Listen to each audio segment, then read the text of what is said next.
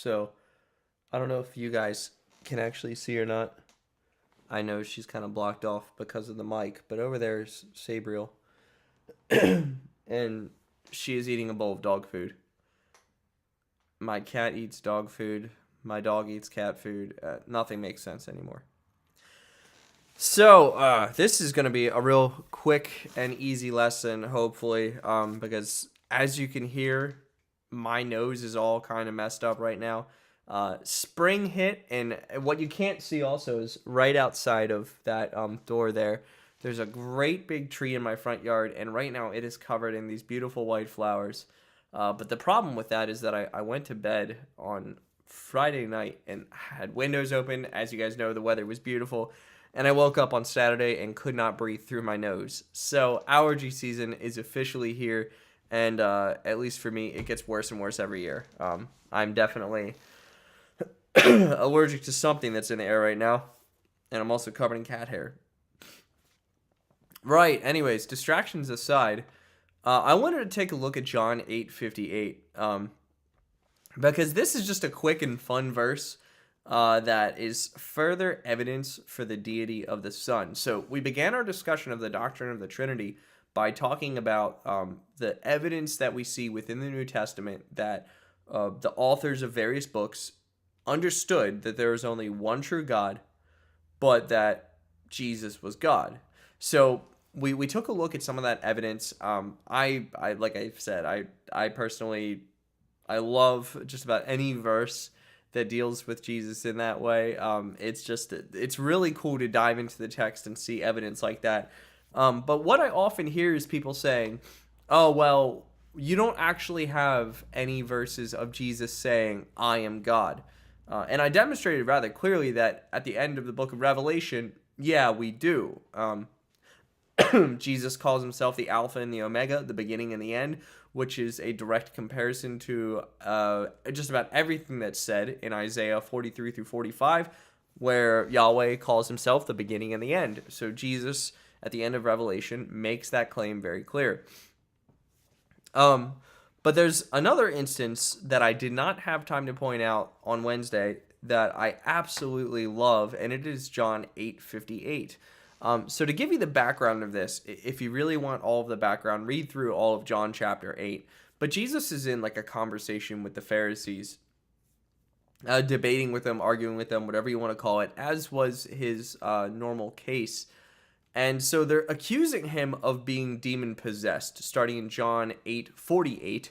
The Jews answered him, are we not right in saying that you are a Samaritan and have a demon? So they're trying to discredit everything Jesus is saying, because Jesus was claiming to be from Israel, and if he was a Samaritan, he would not have been thoroughly Jewish. He would have been tainted in their view. And obviously, being demon possessed is not a good thing. It's not conductive to knowing how to teach about God. Jesus answered, I do not have a demon, but I honor my Father, and you dishonor me. Yet I do not seek my own glory. There is one who seeks it, and he is the judge. Truly, truly, I say to you, if anyone keeps my word, he will never see death. So we see Jesus promising here this resurrection, the promise of eternal life that we have in him. The Jews, and when you read the Jews here, read the Pharisees, the Jewish leaders, those people, the religious leaders of Jesus' day. The Jews said to him, now we know you have a demon. Abraham died, as did the prophets. Yet you say, if anyone keeps my word, he will never taste death. Are you greater than our father Abraham, who died? And the prophets died. Who do you make yourself out to be? So they're looking at Jesus and saying, you just made this claim that anybody who believes in you will never die. But we realize that these prophets who the Jews rightfully held up these prophets as great men of God. They were men that God worked amazing miracles through. That's why, we still have the Old Testament scriptures to this day. Go back and read what Abraham did, for example. Really, really awesome stuff. And so they're basically saying, who do you think you are? You're saying that if anybody believes in you, he will not die. But these prophets who are like up here, like even the Pharisees would have acknowledged, I'm down here, Abraham's up here. right? There's this respect for the prophets of old. They're saying, who are you to say that if anybody believes in you, they won't taste death? But even the prophets like Abraham tasted death. Jesus answered, if I glorify myself, my glory is nothing. It is my Father who glorifies me, of whom you say he is our God. So Jesus is identifying God as his Father. But you have not known him. So he's saying, the Jews are saying that, okay, God is their Father. And he's saying, nope, you haven't even known him. I know him. Direct comparison happening here. Jesus is getting very in their face. If I were to say that I do not know him, I would be a liar like you. But I do know him and keep his word. So he's really laying it on them pretty hard right now, calling them liars, saying that I know God, you don't. Your father Abraham rejoiced that he would see my day. He saw it and was glad. So he's saying that Abraham knew about Jesus. All right, so there's a connection being made here that you got to remember. Abraham would have lived thousands of years before Jesus ever walked this earth. So the Jews are sitting there going, okay, wait, you're saying some really off-the-wall stuff right now.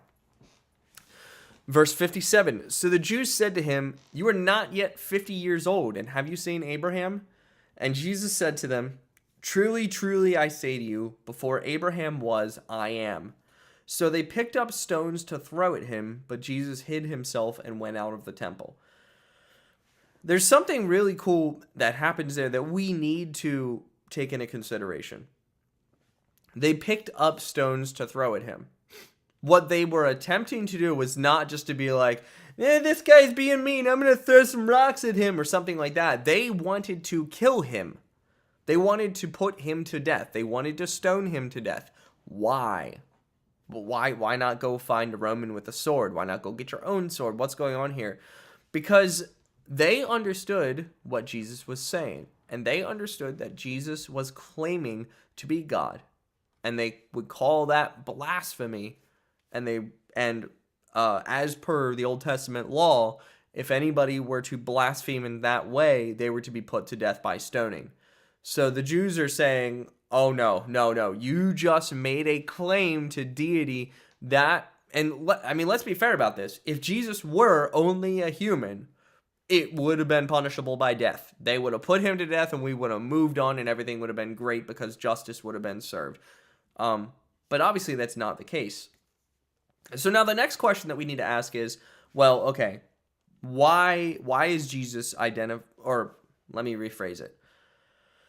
Many people look at me here and say, okay, so you're claiming that the Jews wanted to stone him for saying, I am God, but where did Jesus ever say, I am God right there? I don't see it. What Jesus is doing here is claiming that name that we talked about on Wednesday, that I am. Remember Exodus 3:14. Let me jump over there in this panel here. Or 3:13 is a good place to start. Then Moses said to God, if I come to the people of Israel and say to them, the God of your fathers has sent me to you, and they ask me, what is his name? What shall I say to them? And God said to Moses, I am who I am. And he said, say this to the people of Israel, I am has sent me to you. What Jesus is doing here is actually making a reference to what would be known in our day as the Septuagint, which is the Greek translation of the Old Testament.